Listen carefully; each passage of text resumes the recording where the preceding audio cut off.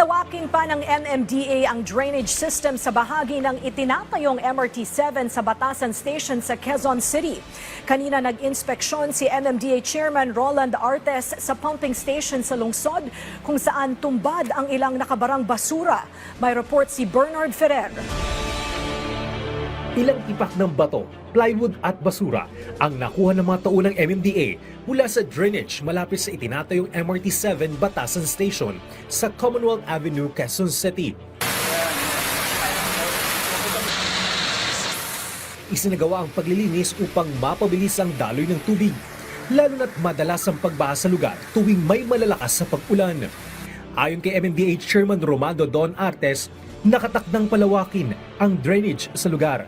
Mula sa kasalukuyang sukat, ito ay gagawing 3x3 meters upang maka-accommodate ng mas malaking volume ng tubig ulan.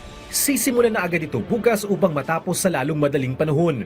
Bukod sa pagpapalawak ng drainage, magde-deploy din ng MMDA ng karagdagang kagamitan. Then meron din kaming 6 na mobile pumps na pwedeng humigop ng tubig at maitapon doon sa malapit na creek or malapit na outlet at hindi na maipon sa karsada. Samantala, ininspeksyon din ni Chairman Artes ang Tripa de Galina Pumping Station sa Pasay City, kung saan tumambad sa kanya ang tambak ng basura gaya ng sirang gamit, plastic, kahoy at iba pang basura.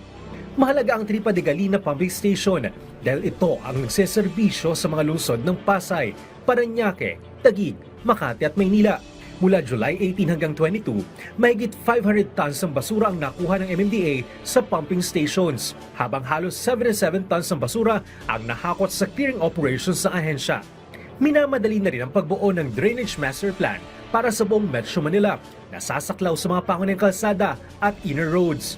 Sa kasalukuyan, may isinasagawang pre-feasibility study para sa proyekto. Ito na yung magiging biblia ng lahat ng drainage, whether national government, LGU magpapagawa or foreign assisted project yan, dapat susundin na yan pag nagawa yan. Mahiwalay ng master plan ng Quezon City at Maynila. Tiniyak ni Chairman Artes na handa ang MMDA sa posibleng pagbaha ngayong linggo, lalo't inaasahan ng patuloy na pag-ulan. Handa naman po kami, again, yung mga bomba natin ay gumagana. Iyan naman po ay ina-upgrade at pinalalaki pa ng mga DPWH at dinadagdagan. May pagpulong din sa Chairman Artes kay Environment Secretary Rafael Lotilla upang talakayan ng Dolomite Beach at ang sewerage treatment plant sa Manila Bay. Mula sa Quezon City para sa Integrated State Media, Bernard Ferrer ng PTV.